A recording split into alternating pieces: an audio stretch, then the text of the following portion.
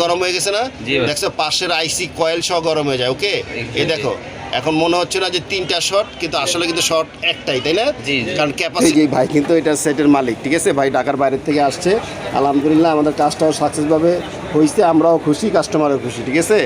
আমার হাতে যে সেটটা দেখতেছো এই সেটটা হলো স্যামসাং এর একটা A23 একটা মডেলের সেট, ঠিক আছে। এই সেটটা একদম ইনটেক, কেউ এখনো কাজ করে নাই। টিন খোলা হয়েছে কিন্তু সেটটা কোনো কাজ করা হয় নাই। এই সেটটা তোমার হাফ শর্ট হয়ে গেছে, এই কারণে সেটটা ওপেন হচ্ছে না। এখন এই সেটটা মনে করো এই জাতীয় প্রবলেম যদি আমাদের কাছে আসে, তোমাদের তো কাজ করতে হবে, তাই না? তাহলে আজকে আমরা প্র্যাকটিক্যাল, ধরো তোমাদের এটা একটা প্র্যাকটিক্যাল ক্লাস হবে। আমরা আজকে এটা দেখবো যে এই যেই শর্টটা আছে এই শর্টটা আমাদের বের করার যে প্রসেস, সেই প্রসেসটা আমি তোমাদেরকে দেখাবো, ঠিক আছে।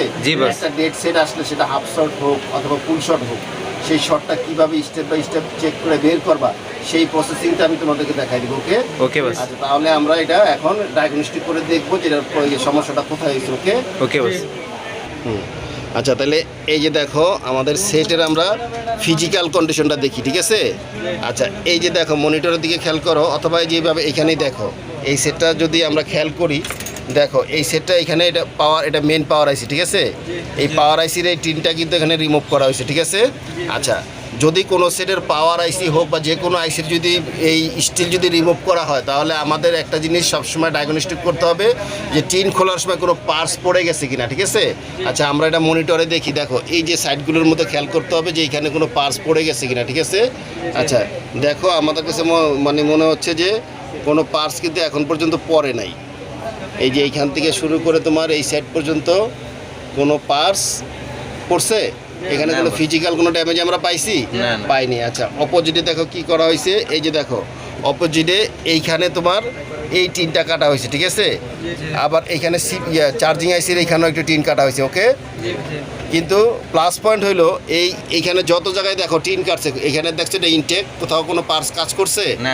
আচ্ছা দেখো এই যে এইখানে কোনো কাজ করা হয়েছে, দ্যাট মিনস এটা কোথাও তোমার কাজ করা হয় না, শুধু টিনটা রিমুভ করা হয়েছে। ওকে আচ্ছা এখন আমরা দেখবো যে আসলে এই সেটটার প্রবলেমটা কি, এটা কি কারণে সেটটা অফ হয়ে গেছে। ওকে আচ্ছা এই দেখো তাহলে আমরা এখন কি করব, শুরু করব কই থেকে, ব্যাটারি কানেক্টর থেকে না?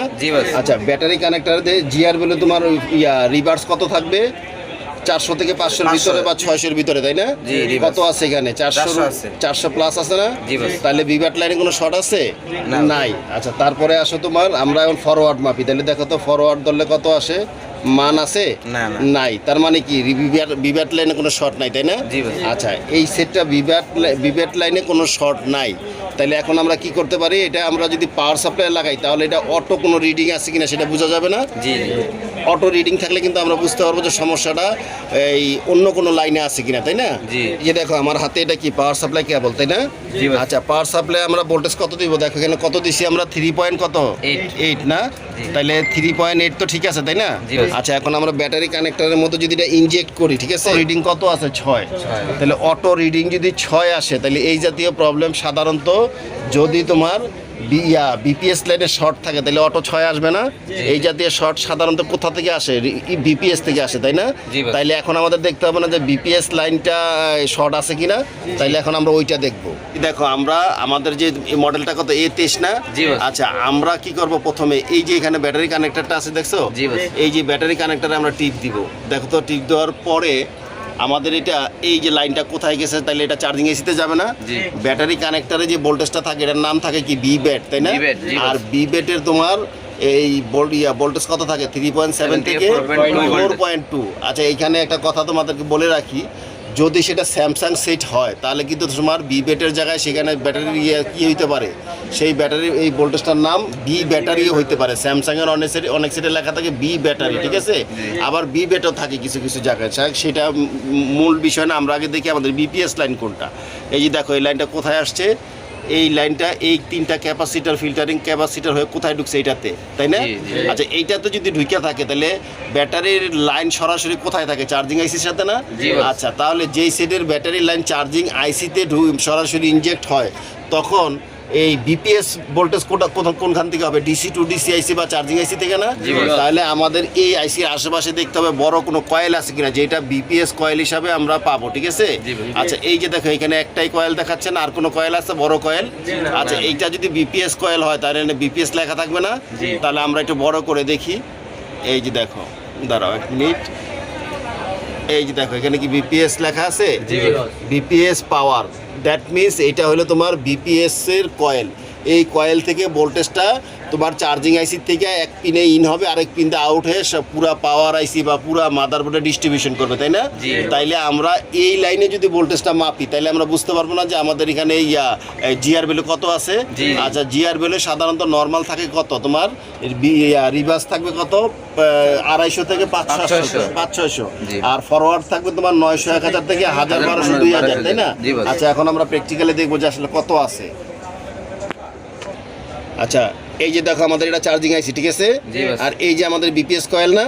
আচ্ছা এইটাতে আমরা এখন মান দেখো কত মাইপা দেখি কত আছে। এখন আমরা কি মাপতেছি, প্রথমে মাপবো কি আমরা রিভার্স, তাই না? রিভার্স দেখো তো কত আছে, 314, তার মানে ঠিক আছে না? 250-এর উপরে আছে। আচ্ছা এখন ফরওয়ার্ড আমরা দেখি কত আছে। এই দেখো ফরওয়ার্ডে কত আছে এখানে, 545। এটা কি ঠিক আছে? না এটা ঠিক নাই, এটা অ্যাবনরমাল আছে। ফরওয়ার্ডে কি এত কম থাকবে? ফরওয়ার্ডে 1000 প্লাস থাকবে না, 1200, 1500, 2000, 2500 থাকবে না? তার মানে এইখানে এটা একটা লিকেজ প্রবলেম অথবা হাফ শর্ট আমরা যেটাকে বলি, এই জাতীয় প্রবলেমটা অনেক ক্রিটিক্যাল একটা প্রবলেম। যদি কোনো লাইনে ফুল শর্ট হয়ে যায় সেই সাইডের শর্টটা বের করা কিন্তু অনেকটা ইজি। যদি কোনো সাইডে হাফ শর্ট শুরু করে এই শর্টটা বিপিএস লাইনে হইতে পারে অথবা অ্যাক্টিভ লাইনে হইতে পারে বা থার্ড কোনো লাইনে হইতে পারে। সেই ক্ষেত্রে তাহলে আমাদের কি করতে হবে, এখন আমাদের এটার মধ্যে ভোল্টেজ ইনজেক্ট করে আমাদের দেখতে হবে যে কোন সেকশনটা গরম হয়, তাই না? আচ্ছা তাইলে আমরা এখন ভোল্টেজটা ইনজেক্ট করে আগে একটা ধারণা করি যে কোন সেকশনটা গরম হয়। ওকে আচ্ছা এই যে দেখো আমরা এই সেটের মধ্যে যে হাফ শটটা আছে, ঠিক আছে? আমরা কিন্তু ভোল্টেজ ইনজেক্ট করে দেখলাম যে এই সেকশনটা আছে, দেখা যায় এই সেকশনটা গরম হয়। চার্জিং আইসির এই দিকটাও গরম হয় না। তারপরে এই যে দেখো পাওয়ার আইসির এই যে ফুল যে সেকশনটা আছে পাওয়ার আইসির এইখানে আশেপাশের কোথাও গরম হয় না। কিন্তু তোমার এই যে দেখো সিপিওর পাশে দেখো এই যে এই সেকশনটা দেখছো, এখানে কি আছে তোমার, এখানে লাইটিং আছে এটা দেখো লাইটিং আইসি আছে, এখানে তোমার অডিও আইসি আছে, এখানে এটা রিঙ্গারের আইসি আর এটা হলো অডিও মেইন আইসি। এই তিনটা আইসির মধ্যে এদিকে যে কোনো একটা আইসি খারাপ হইতে পারে অথবা পার্স খারাপ হইতে পারে। তাইলে এইখানে ধরো আমরা যদি এটা যদি ম্যানুয়াল যদি কাজ করি তাহলে কি করতে হবে, আমরা একটা একটা করে আইসি যদি উঠায় দেখি আমাদের অনেক সময় লাগবে না? তাতে করে মনে করো যে আরো সাইড এফেক্ট হইতে পারে না?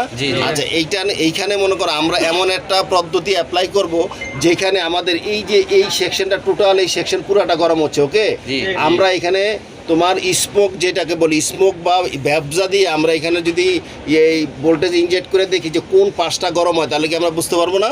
তাহলে যেই পাশটা খারাপ সেইটা যদি আমরা বের করে নিই তাহলে তার আমাদের আন্দাজের উপরে কোনো পার্স খুলতে হবে না, তাই না? আচ্ছা তাহলে এখন আমরা এই সেকশনটার মধ্যে স্মোক দিয়ে দেখবো যে কোন পাশটা গরম হয়, ঠিক আছে? আচ্ছা তাহলে এখন আমরা এটাতে তোমার মনে করো স্মোক দিয়ে নিতেছি। স্মোক দিলে তোমার এইটা দেখবো পুরাটা এই ধোঁয়াটা যখন এখানে লাগবে না তখন এই জায়গাটা পুরো মনে করো ধোঁয়ায় মনে করো ঢাইকে যাবে। তখন যদি আমরা এখানে ভোল্টেজ দেই তখন আমরা বুঝতে পারবো যে আমাদের এখানে কোন পার্টসটা খারাপ। ওকে তাহলে নির্দিষ্ট যে আইসি পার্টসটা খারাপ সেটা কম্পোনেন্ট হইতে পারে, একটা আইসি হইতে পারে, তাইলে আমরা ভালোটা তো আর খোলার দরকার হবে না, তাই না? তাহলে সবচেয়ে বেস্ট হইলো এইটা। এখন এই শর্টটা কিন্তু বের করার আরও কয়েকটা উপায় আছে, যেমন মনে করো অনেকে আছে মনে করো থার্মাল ক্যামেরা ব্যবহার করে, ঠিক আছে? তা আমরা এই জায়গায় থার্মাল ক্যামেরা ব্যবহার করতেছি না, আমরা ম্যানুয়াল বের করতেছি। ওকে আচ্ছা তাহলে এই যে দেখো আমি ব্যবসা দিছি মনিটরে দেখো তো, দেখছো ওই জায়গাটা সব জায়গায় ধোঁয়ায় তোমার ঢেকে গেছে না? তাইলে এখন আমরা ভোল্টেজ ইনজেক্ট করার পরে এইখানে এই সেকশন টোটালটা গরম হইতেছে। ওকে এইখানের মধ্যে কোন আইসি পার্টসটা খারাপ এটা আমরা নির্দিষ্টভাবে এখন বের করার চেষ্টা করবো। ওকে আচ্ছা এখন দেখো এই যে দেখছো সব জায়গায় ব্যবসা দেওয়া আছে না? এখন আমি মনে করো পাওয়ার সাপ্লাই থেকে ভোল্টেজ দিতেছি, ঠিক আছে? পাওয়ার সাপ্লাই থেকে ভোল্টেজ দিলে দেখো কোন পার্টসটা গরম হয় একটু খেয়াল করবা, ঠিক আছে? ক্যামেরাতে স্পষ্ট দেখা যাচ্ছে জায়গাটা। আচ্ছা দেখো তো কোথাও গরম হয়েছে কিনা, ওই যে দেখছো ওই যে একটা পার্টস গরম হয়েছে। আচ্ছা এটাতে আবার আমি দিতেছি, দেখো তো গরম হয়, এই যে পার্টসটা গরম হইতেছে দেখছো? এইখানে দেখো সবগুলি পার্টস কিন্তু তোমার কোনো পার্টস কিন্তু গরম হয় না। দেখছে এই পার্টসটা যে দেখছে কেমন হয়ে গেছে, তার মানে এইটা কি এটা একটা ক্যাপাসিটর না, তাহলে এই ক্যাপাসিটরটা কিন্তু খারাপ, ঠিক আছে। এটার জন্য কিন্তু পুরো সেকশনটা আমাদের কাছে গরম মনে হইতেছিল, ঠিক আছে। আচ্ছা আবারও ভালো করে কাছ থেকে দেখো, আরো ক্লিয়ার করে দেখো যে গরম দেখছো, এই দেখছো গরম হইতেছে, পুরো গরম হয়ে গেছে না। দেখছো পাশের আইসি কয়েল সহ গরম হয়ে যায়, ওকে। এই দেখো এখন মনে হচ্ছে না যে তিনটা শর্ট, কিন্তু আসলে কিন্তু শর্ট একটাই, তাই না। সর্বপ্রথম গরম হয়েছে কোনটা, এটা না, তারপরে গরম হইতেছে আইসি, তারপরে কয়েল, তারপরে এইটা, ওকে। তাইলে আমরা ধরে নিব এইটাই শর্ট, ওকে। কারণ যেহেতু এইটা আগে গরম হয়েছে, তাইলে আমরা এই যে ব্যবজা দিয়ে তোমার ভোল্টেজ ইনজেক্ট করে যেই শর্টটা আমরা বের করছি, দেখছো এই যে এই ক্যাপাসিটারটা খারাপ। আচ্ছা এটা দেখো আরও একটা সহজ বুদ্ধি আছে, এইটা যে খারাপ তোমার একটা সহজ একটা পদ্ধতি বুদ্ধি আছে, এটা দেখো আমরা এই ব্যবসাটা দেখো এখান থেকে ক্লিয়ার করে দিই। ক্লিয়ার করার পরে একটা জিনিস খেয়াল করো, আমরা এখন শিওর হইতে পারবো, আরও কনফার্ম হয়ে যাবো যে কোনটা খারাপ।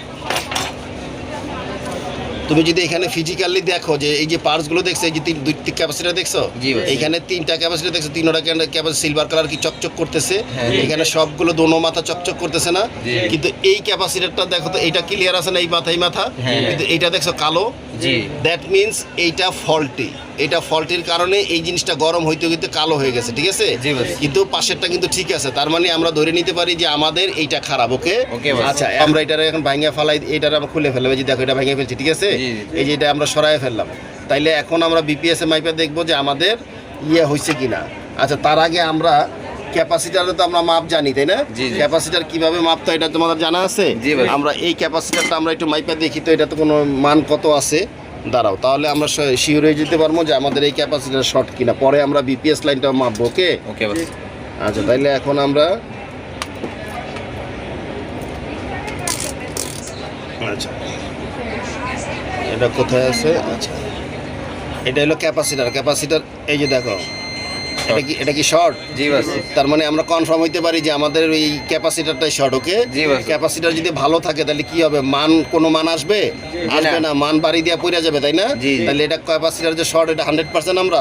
আচ্ছা এখন আমরা দেখো আমাদের বিপিএস লাইন আমরা মাপি, এই যে দেখো আমাদের যে বিপিএস লাইনটা ছিল এটা কি এইটা না, এখানে মান কত ছিল তোমার, ওই ফরওয়ার্ড রিভার্স ছিল কত 300, এই যে 300 আছে, ঠিক আছে। এখন আমরা ফরওয়ার্ড মাপি,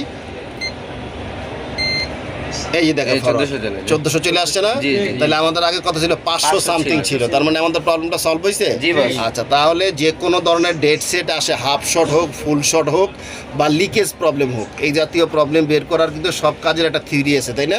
তাইলে আমরা থিওরি অনুযায়ী স্টেপ বাই স্টেপ আমরা সুন্দরভাবে চেক আপ করে প্রবলেমটা ফাইন্ড আউট করে তারপরে কাজটা করবো। আদারওয়াইজ আন্দাজের উপরে যদি আমরা কোনো পার্টস খুলে ফেলি, দেখা গেছে যে আমরা ভালোটা খুলে ফেলছি, তাই না, খুলতে গিয়েও তো অনেক পার্টস নষ্ট হয়ে যায়, মনে থাকবে। তাইলে ইনশাল্লাহ আমরা আশা করতেছি যে আমাদের এই প্রবলেমটা সলভ হয়ে গেছে। এখন আমাদের মোবাইলটা আমরা ওপেন করলে বুঝতে পারবো, ওকে। আচ্ছা এখন আমরা দেখবো যে আমাদের সেটটা ওপেন হয় কিনা, ঠিক আছে। আচ্ছা আমরা পাওয়ার বাটন ক্লিক করে বিসমিল্লাহ বলে, বিসমিল্লাহ, এই যে ঠিক আছে, এই যে আমাদের স্যামসাং লেখা আসছে। আচ্ছা পুরো ফাংশনে আসুক, এখনো আমরা একটু অপেক্ষা করি, ঠিক আছে। এই যে দেখো এখন এটা কি লক আছে কিনা, এই দেখো কাস্টমারের লক আছে, ঠিক আছে। আচ্ছা তাহলে আমরা এখন কাস্টমার থেকে লকটা নিয়ে নিই, ওকে। আচ্ছা আচ্ছা তাহলে আমাদের সেট তো ওকে হয়েছে, দেখছো তাই না। সেটের মধ্যে কিন্তু লক আছে, ঠিক আছে। এই যে দেখো সেটের মধ্যে এই যে কাস্টমারের ছবি, কাস্টমার ফ্যামিলি হিসেবে এই যে প্যাটার্ন লক, ঠিক আছে।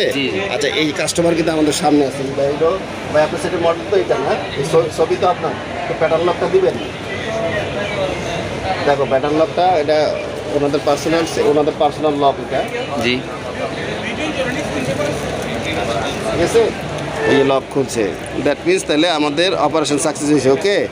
আচ্ছা দেখছো এই যে ছবি দেখছো, এই যে ভাই কিন্তু এটা সেটের মালিক, ঠিক আছে। ভাই ঢাকার বাইরের থেকে আসছে, আলহামদুলিল্লাহ আমাদের কাজটাও সাকসেসভাবে হয়েছে, আমরাও খুশি, কাস্টমারও খুশি, ঠিক আছে।